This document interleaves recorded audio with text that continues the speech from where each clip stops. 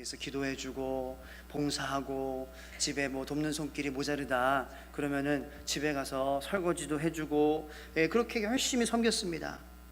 그래서 이제 처음에는 아무래도 외부인이니까 조금 경계하는 그런 마음을 두다가 이제 서서히 마을 사람들이 마음을 여는 거예요. 그래서 관계가 이렇게 더 돈독해지고 사람들도 이 수도사를 좋아하게 되었어요. 근데 어느 날 이 마을에 한 처녀가 있는데 갑자기 처녀인데 임신을 하게 된 거예요. 근데 그 마을에는 그러한 것에 대해 되게 엄격한 규율이 있었어요. 마치 유대 문화와 같이 그러한 음란한 죄를 지은 그런 것에 대해서 사형에 처하는, 돌로 쳐서 사형에 처하는. 그래서 이 여인이 마을 사람들, 그 집행하는 사람들로 하여금 다 이렇게 나오게 됐습니다. 마을 사람들도 주위에 다 몰리게 되고. 그런데 이 집행하는 사람이 기회를 주겠다, 살려주겠다. 어떻게 사냐? 너를 이렇게 만든 사람을 말하면 용서해 주겠다라는 거예요. 처녀가 다급해집니다. 생명을 보존하고 싶은 마음이 갑자기 막 드는 거예요. 그래서 갑자기 아무 죄 없는 수도사를 딱 지목하는 거예요. 저 사람이 그랬습니다. 마을 사람들의 분노가 얼마나 컸겠습니까? 목회자로서 그렇게 섬기고 하나님 말씀을 전했는데 뒤로는 호박씨 깐다. 배신당한 그러한 마음을 주체하지 못해서 더 화가 나는 거예요. 더 잔인하게 그렇게 돌로 쳐서 그 수도사를 죽였습니다. 그래서 사람들이 모여가지고 시신을 이렇게 수습하기 위해서 딱 모였는데 몸을 탁 만지는데 엄청나게 놀라는 거예요.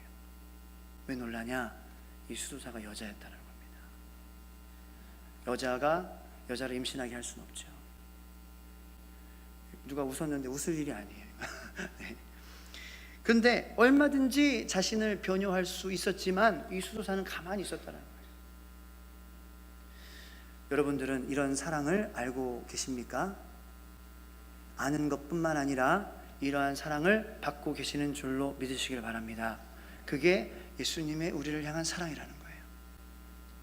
변호할 수 있지만 그만 나를 괴롭혀라, 채찍을 그만 나에게 채찍질을 해라, 그만 나를 못 박아라 할 수 있지만 그냥 아무 죄 없이 흠이 없는 분이시지만 우리의 죄를 위해서 순한 하나님의 어린 양으로서 십자가에서 죽어 가셨다는 것입니다. 요한복음 13장 말씀을 제가 거의 한 달 전쯤에 말씀을 전했는데 아직까지도 저는 그때 다시 또 예수님을 만났어요. 또 감동을 받았어요. 또 예수님께서 내 마음 가운데 오셨어요. 그래서 계속 마음에 이 감동의 물결이 멈추지가 않아요. 제가 대단하거나 뭐 경건하거나 특별해서 그런 게 아니라 하나님의 우리를 향한 사랑이 사랑하시되 끝까지 사랑하시는 사랑이기 때문에 그 사랑을 깨닫는 자에게 그 감동이 나에게 변화를 주는 줄로 믿으시길 바랍니다. 저는 여러분들과 하나님과의 관계가 그런 관계가 되기를 원해요. 그 감동으로 계속 여운이 남는 거예요. 계속 그 감동이 나의 생각을 지배하고 내가 넘어질 때에도 나를 다시 일으킬 수 있는 힘이 되게 만드는 것이 된다는 것입니다. 지난주 말씀에 호세아 3장 1절부터 5절까지의 말씀으로, 본문 말씀으로 말씀을 전했어요. 호세아의 메시지가 우리에게 감동을 주는 이유는 그러한 사랑이 바로 호세아의 하나님의 우리를 향한 사랑이라는 것입니다. 3장 1절로 5절 말씀에 호세아가 고멜이라는 그러한 간음하는 여인을 아내로 삼았고, 그리고 그렇게 남편이 있음에도 불구하고 고멜은 다른 남자를 쫓아 또 떠났다는 말이에요. 그리고 그렇게 떠나서 인신매매 당했습니다. 팔려갔습니다. 인질이 되었어요. 어떻게 보면은 호세아한테 잘된 일일 수도 있어요. 나의 마음을 그렇게 아프게 하고 배신하고 마음에 못질을 한 그 사람이 안 보이잖아요. 인간적인 마음으로는 잘된 일일 수 있지만 하나님은 그게 아니라는 거예요. 호세아한테 가서 데려오라는 거예요. 호세아는 하나님의 말씀에 순종하여 자기의 모든 재산을 다 팔아 고멜을 데려왔습니다. 그리고 그를 다시 사랑했어요. 하나님께서 호세아에게 그 고멜이라는 간음하는 여인을, 음란한 여인을 마음에 품고 사랑하고 부인으로 삼아라라는 그러한 명령을 하신 것은 우리에게 너희가 배신하는 마음을 갖고 있고 나에게 마음이 멀어져서 우상을 섬기고 있는 그러한 마음을 갖고 있지만, 다시 말씀드려서 포르네니아의 마음, 쾌락과 유익을 추구하기 위해 수단과 방법을 가리지 않는 그러한 태도로 살고 있지만 그게 저희들의 음란함이라는 거예요. 그렇지만 나는 너를 호세아가 고멜을 사랑한 것처럼 사랑한다라는 거예요. 호세아가 모든 자신의 재산을 다 바쳐서 이 고멜을 구해온 것처럼 하나님께서도 자신의 모든 것들을 다 바쳐서 이 땅 가운데 가장 낮은 곳으로 우리 한 사람 한 사람을 구하기 위해서 내려오셨다. 그것이 호세아의 강력한 메시지라는 거예요. 그리고 그 호세아를 계속 묵상하면서 한 주 안에 한 번 설교로 이거를 마무리할 수가 없는 거예요. 그래서 오늘 또 호세아 2탄으로 말씀을 준비를 했습니다.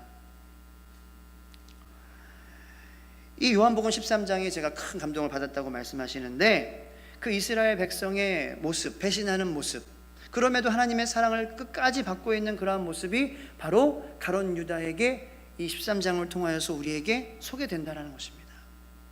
되게 아이러니한 것이 요한복음 13장은 가장 요한복음에서 저에게도 그렇고 가장 충격적이고 엄청난 하나님의 사랑이 나타나는 그러한 장이에요. 그런데 그러한 예수님의 우리를 향한 끝없는 사랑이 우리에게 전해지고 있는 가운데에 가장 부각받고 있는 인물이 있는데 그게 바로 아이러니하게 가룟 유다라는 거예요. 다시 말해서 그것이 하나님의 사랑을 위대하게 만드는 것이라는 사실입니다. 하나님의 사랑은요, 사랑받을 만한 사람에게 주는 사랑이 아니에요. 받을 만한 자격이 있는 사람한테 주는 사랑이 아니에요. 받을 만한 자격이 없어요. 왜 그렇습니까? 예수님께서는 미리 아셨거든요. 가룟 유다가 배신할 것이라는 것을. 하나님이시잖아요. 그러면은 예수님께서 제자로 받지 말으셨어야죠. 근데 받으셨어요. 받으심에도 그것에 멈추시지 않고 재정을 맡기셨어요. 돈을 맡긴다는 거, 분명히 배신할 것은 아는데 이 공동체 안에서 회개의 역할을 감당하게 됐다는 거예요. 예수님께서 믿으신다라는 거예요. 돌아오기를 원하신다라는 거예요. 고양이한테 생선을 맡기면 안 되는데 내가 너를 사랑한다. 그러므로 생선 여기 있어. 그게 하나님의 사랑이라는 것입니다. 혹자는 그렇습니다. 가룟 유다 왜 태어나게 하셔서 이렇게 불쌍하게 저주받게 하셨냐고. 가룟 유다 아예 안 타났으면 배신하지 않았을 거 아니냐고. 저도 그런 마음을 갖고 있었어요. 하나님 왜 그렇게 하실까? 공평하시지 않으시네? 되게 복잡하다. 그런데 그게 아닌 거예요. 예수님께서는 가룟 유다를 끝까지 사랑하셨어요. 아심에도 불구하고 그가 배신의 의지를 접고 말씀에 순종하여 돌아오시기를 그렇게 마음에 계속 품고 가룟 유다가 그 마가의 다락방 문을 딱 박차고 바깥으로 도망가는 그때까지도 예수님께서는 가룟 유다에게 돌아와라 말씀하셨다는 것입니다. 그게 호세아에서 선포되는 하나님의 이스라엘 백성을 향한 사랑이라는 것입니다. 음란한 것을 압니다. 배신한 것을 압니다. 마음이 패역할 대로 패역했어요.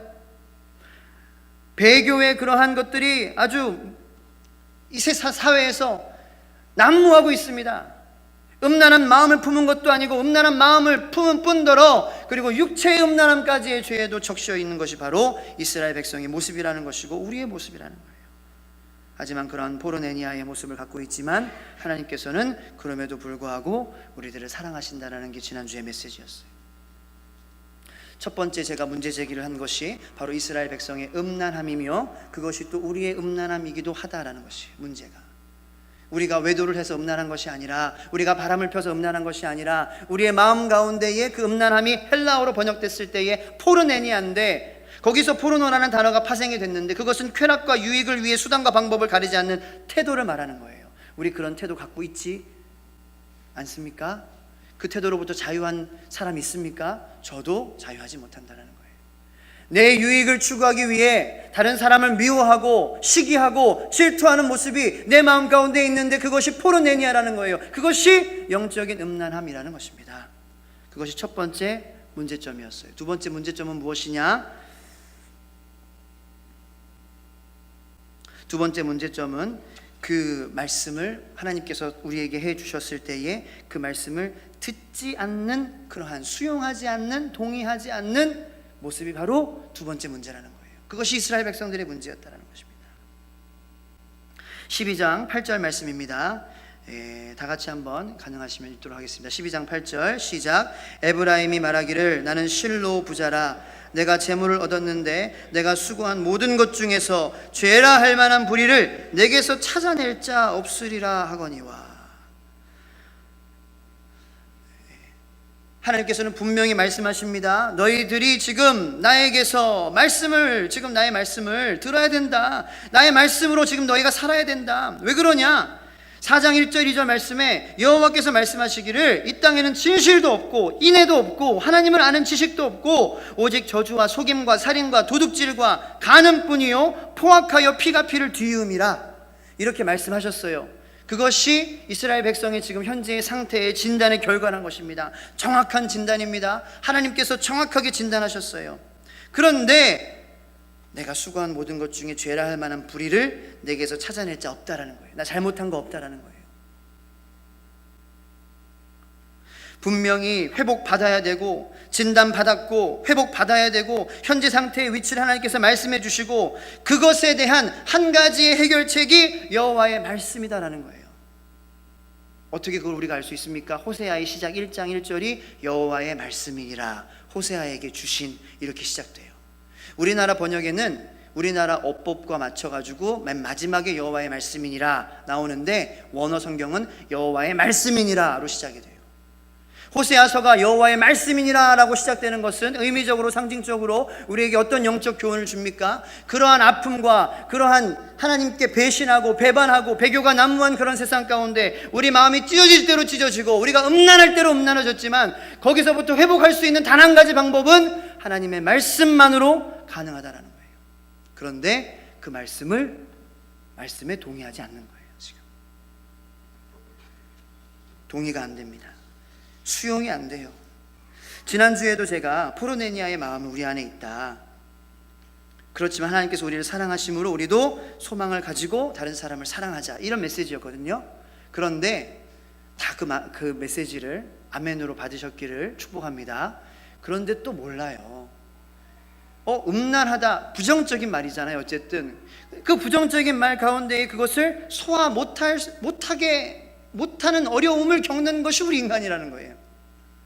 부정적인 것 조금만 나에 대해서 이야기가 꺼내지면은 첫 번째 반응은 불쾌, 언짢음, 마음이 탁 닫혀버리는 거예요.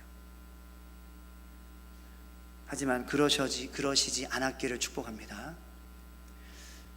이 교회를 개척하신 목사님 김영재 목사님이신데요, 천안천성교회 위임 목사님이신데 특징이 있습니다. 목사님의 성도님들한테는 천사 같으세요. 말투도 다르세요. 성도님한테 전화 오면은 저한테는 이렇게 한 목사 혼낼 때는 이렇게 다 하다가 전화 딱 오면은 여보세요, 장로님, 권사님 사랑합니다, 그렇게 말씀하세요. 그리고 항상 호랑이 같진 않죠. 항상 노발대발 하시지 않지만 교역자로서 나태하고 그로 말미암아 성도님들에게 온전하게 사랑을 주지 못하고 상처를 주고 그렇게 했다 그러면은 그때는 끝나는 거예요. 누가 있든지 없든지, 교역자들이 옆에 있든지 부교역자들이 있든지 없든지 상관 안 하고 그 당사자에게 엄청나게 호랑이와 같이 그냥 막 혼내십니다. 무섭게, 차갑게, 아무도 말 못하는 그런 차가운 분위기가 돼요. 그런데 강대상에서는 성도님들을 향해서 기도할 때에 몇 시간이고 기도하시고 눈물을 흘리시고 강대상 뒤에서 주무시고 집에서 안 주무세요. 목사님께서 자랑같이 말씀하시는 게 나는 애들을 한 번도 안아준 적이 없다. 키우면서 사모님은 마음이 막 무너지지만 얼마나 힘들겠어요. 그런데 하나님께서 키우신다고 말씀하시고 성도들의 자녀를 더 사랑하시는 거예요. 근데 궁극적으로는 다 잘 됐죠. 그 방법만이 저는 좀 다른 생각을 갖고 있지만 그런 마음을 주님께서는 기쁘시게 여기는 마음이라고 저는 그렇게 확신합니다. 그런데 이제 그런 분을 그냥 이렇게 아는 거랑 또 장인어른으로 모시는 거랑은 다른 이야기입니다. 그분이 제 장인어른이시거든요. 근데 이제 제가 굉장히 큰 상처를 받았었던 때가 있어요. 언제냐면은 결혼식 날이었습니다. 결혼하고 제가 토요일 날 결혼했는데 그 천안천성교회에서 둘 다 사역하는 몸이어서 바로 신혼여행을 갈 수 없잖아요. 그래서 하룻밤 자고 다음날 신혼여행을 떠나기로 그렇게 다 계획을 잡고 있었어요. 그래서 이제 서울에서 이제 신혼집을 꾸미고 천안에서 이제 결혼을 하고 이제 다음날 천안에서 사역을 해야 되기 때문에 왔다 갔다 하지 말고 거기 교회 사택에서 잠을 자자, 그렇게 이제 결정을 했어요.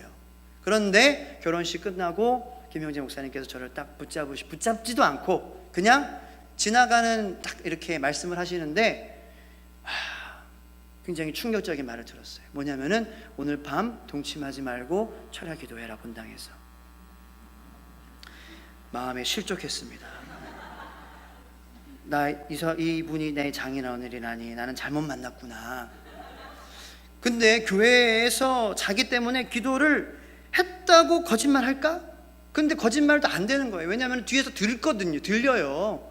주여 하면은 뒤에서 목사님이 들으세요. 바로 거기서 주무시기 때문에. 그러니까 기도를 안 할 수도 없고 해야 되는데 마음이 너무 무너지는 거예요. 그때까지 저희들은 기다렸거든요. 순교를 지켰거든요. 그러니까 얼마나 저는 고대했겠습니까? 예. 제가 겉으로 이렇게 보여도 굉장히 안에 늑대가 막 많이 있어요. 그래서 마음에 시험이 드는 거예요. 주여.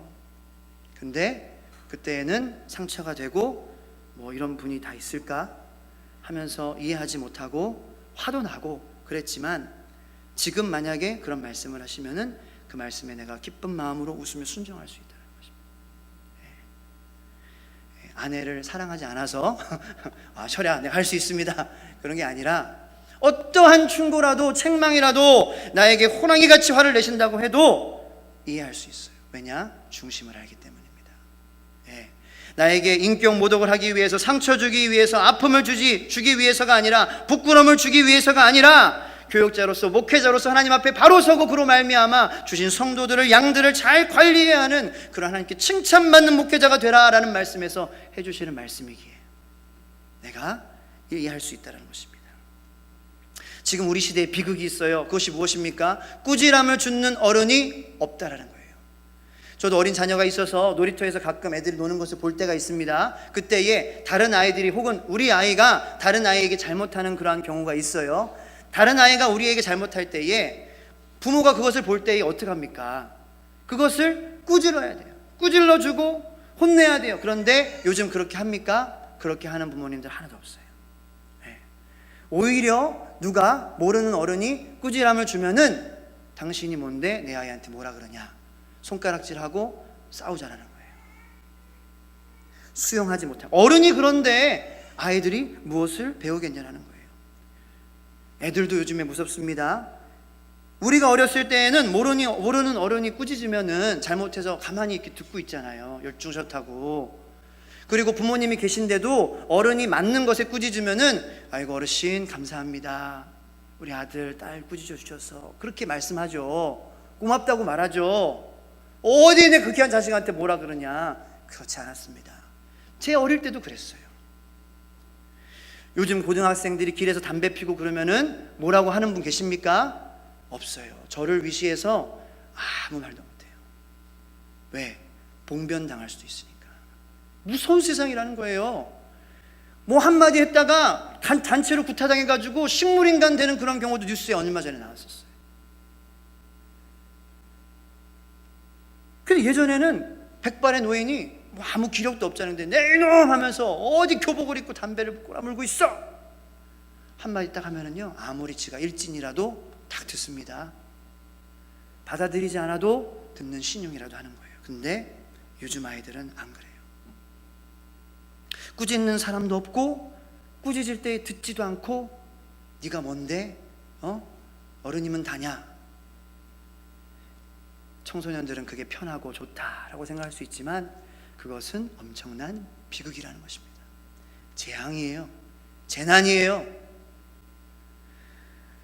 영적으로도 마찬가지입니다. 기독교 방송을 한번 보시기 바랍니다. 하나님의 말씀으로 이 시대가 얼마나 어두운지, 얼마나 음란한지 우리가 정신 차려야 되는데, 회개해야 되는데, 돌아가자, 회개를 촉구하는 그러한 설교는 10분의 1도 안 되는 거예요.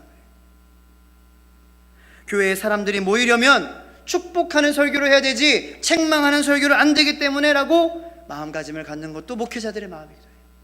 그리고 성도님들도 그런 설교를 들었을 때 어떤 마음이 드느냐? 그 말씀을 듣고 하나님의 중심을 알고 내가 돌아오기를 원하시고 돌아왔을 때에 구원하시고 회복하시는 하나님의 말씀이다라고 여겨지는 것보다 부정적인 말이네, 딴 교회 찾아봐야 되겠다, 그런 마음을 가지는 거예요. 이것이 비극이 아니면은 뭐가 비극이겠습니까? 하나님께서 말씀하시지만 우리의 마음이 혼탁해져서 말씀을 듣지 못하는 이 시대에 하나님의 말씀이 선포되어져도 우리가 들으려고 하지 않고 순종하지 않으려고 하는 것이 이스라엘의 상황이고 우리의 상황이라는 것입니다. 그게 우리의 문제점이에요. 그런데 왜 그런 문제점을 가졌습니까? 호세아 1장 1절 다시 한번 보시기 바랍니다. 다 같이 읽겠습니다. 시작. 우시야와 요담과 아하스와 히스기야가 이어 유다 왕이 된 시대, 곧 요아스의 아들 여로보암이 이스라엘 왕이 된 시대에, 거기까지요. 정확히 말하면 여로보암 2세가 나라를 다스리던 시대였습니다. 그 시대는 경제적으로 엄청나게 잘 살았어요. 정치적으로도 엄청나게 확장됐어요. 솔로몬의 시대에 국경을 회복할 정도로 영토가 회복되었어요. 하나님의 진단을 왜 수용하지 않았을까요? 말씀이 선포될 때에 우리 지금 잘 살고 있는데 뭔 소리 하는 거냐라는 겁니다. 우리 지금 배부른데 하나님, 우리 지금 잘 먹고 잘 살고 있는데 그게 뭔 말씀이냐라는 거예요. 호세아서 4장 7절 말씀입니다. 그들은 번성할수록 내게 범죄하니 내가 그들의 영화를 변하여 욕이 되게 하리라. 호세아 13장 5절부터 6절까지의 말씀 새 번역 성경입니다. 나는 저 광야에서 그 메마른 땅에서 너희를 먹이고 살렸다. 그들을 잘 먹였더니 먹는 대로 배불렀고 배가 부를수록 마음이 교만해지더니 마침내 나를 잊었다. 하나님의 존재 가치도 인정 못하는데, 하나님이 계신 것조차도 알지 못하는데 무슨 하나님의 말씀이 들리겠어요? 순종하지 못할 수밖에 없는 그런 교만한 모습이 우리의 모습이 아니겠습니까? 우리 인간은요, 어떤 인간이냐면 기본적인 욕구만 해결돼도 마음의 교만이 쌓이는 것이 우리의 모습이라는 거예요. 기본적인 욕구만 해결돼도. 그래서 그런 말이 있죠. 화장실 가기 전과 가고 나서의 마음이 다르다. 네. 그런 거 경험해 보신 적 있으십니까? 손 드시기 바랍니다. 저요. 저는요, 똥은 성경에도 나오는 말이니까, 똥을 1시간 동안 참아본 적 있어요. 1시간 동안 참아본 적 있습니까? 있으십니까? 그것도 그냥 똥이 아니라 묽은 똥이에요. 네, 이 말씀을 자세하게 하면은 너무 더럽다 해서 시험 들어서 안 나오실 것 같아서 자세하게 듣기 원하시면 저한테 개인적으로 오시기 바랍니다. 대충 말씀드리면 그 설사는요, 이게 관략근이 아무리 튼튼해도 이걸 붙잡을 수가 없습니다. 지가 나오겠다고 하면은 그냥 나오는 거예요. 그런데 그런 배탈을 저는 1시간 동안 참는데 어떤 일이 벌어지느냐면요, 마음에 온갖 회개가 다 나오는 거예요. 하나님 죄송합니다. 하나님 제가 잘못했습니다. 뭐 똥말이 오는데 뭘 잘못했어요. 그런데 내 모든 죄가 회개되는 거예요. 하나님, 내가 아내한테 잘못한 거, 내가 하나님 아버지 내가 교만한 거, 주님 한 번만 용서해 주시면 내가 다시는 안 그러겠습니다. 평생의 소원을 저는 다 했어요. 그 1시간 동안. 그런데 말이에요, 화장실을 가고 나니까 그 마음이 싹 달아나는 거예요. 와, 어떻게 인간이 그렇게 그럴 수가 있습니까? 그게 제 모습이라는 거예요. 배고플 때는, 금식할 때는 마음이 그렇게 가난해지고 하나님의 도우심으로 내가 살고 있구나. 그런데 배부르면은 탁 입 씻는 거예요. 그게 우리의 모습이라는 것입니다.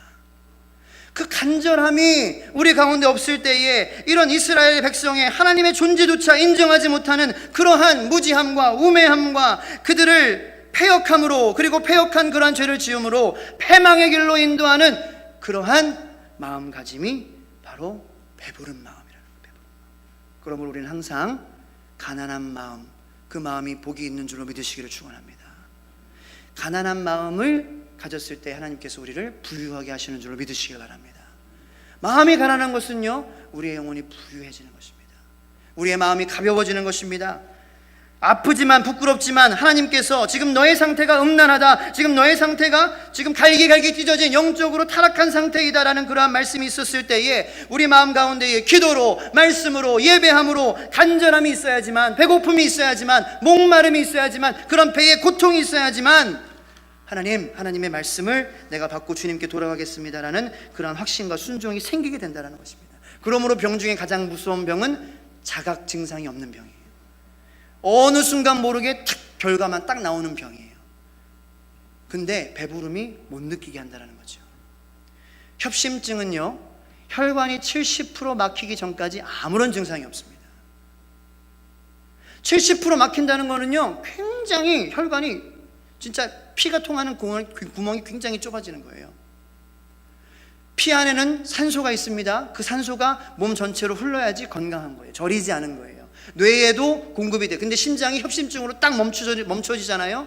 뇌의 산소 공급이 딱 중단돼요. 뇌에 있는 산소, 이게 공급되는 그 시간이 4분이에요. 그 4분 안에 뇌의 산소가 바닥나기 전까지 해결해 주지 않으면 4분 이후로부터는 1분마다 10%의 뇌가 썩어 들어간다는 것입니다. 그게 협심증으로 일어날 수 있는 일이라는 거예요. 협심증 중에서도 무감각 협심증이라는 게 있습니다. 무자각 협심증. 아무런 고통 없이, 아픔 없이 결과만 탁 나타나는 거예요. 집에서 픽 쓰러지는 거예요. 그런 차원에서 맥락에서 보면은 우리가 간절함으로, 영적인 갈급함으로, 기도함으로, 찬양함으로, 예배로 주님께 나아가며 우리의 마음이 간절하고 가난한 마음으로 우리가 하나님께 그렇게 가까이 나아가는 그러한 마음으로 하나님께서 말씀하실 때에 그 마음이 우리를 아프지만, 부끄럽게 하지만 그것을 느낄 수 있다는 것이 축복인 줄로 믿으시기 바랍니다. 아픈 것을 느끼는 것은 좋은 겁니다. 왜냐? 미리 가서 치유받을 수 있잖아요. 초기에 잡을 수 있잖아요. 우리가 병이 골기 전에 잡을 수 있습니다. 그 감각을 살려둬야 되는데 배부르면 못 느낀다는 거죠. 책망을 받아들이느냐 받아들이지 않느냐가 행복과 불행의 갈림길이 되기도 합니다. 알코올 중독자에게 술을 마시지 말아라는 그러한 책망이 무엇입니까? 그를 향한 사랑이 아니겠습니까? 담배 피는 사람에게 끊으라고 하는 책망이 무엇입니까? 오래 사시길 바랍니다라는 그러한 마음이 아니겠습니까? 호세아를 주신 목적이 바로 이런 목적이라는 것입니다. 6장 1절부터 3절까지의 말씀에 오라 우리가 여호와께로 돌아가자라는 거예요. 여호와께로 돌아가자. 왜냐? 여호와께서 우리를 찢으셨으나 도로 낫게 하실 것이요 우리를 치셨으나 싸매어 주실 것임이라라는 그러한 하나님의 약속의 말씀이 우리 가운데 선포되어졌으므로 그 하나님의 말씀에 우리가 반응하고 간절함으로 그것을 수용하여 동의하여 하나님께로 돌아가 치유하시는 분이 하나님이시구나, 아프고 부끄럽게 놔주시는 분이 아니라 그렇게 수치를 당하고 인격 모독을 경험하게 냅두시는 것이 하나님이 아니라 우리를 세우시고 돌아오시고 구원하시고 회복하게 하시는 것이 하나님이시다라는 것을, 그 확신을 회복하는 것이 바로 믿음이라는 것입니다. 인정 안 하고 싶어요.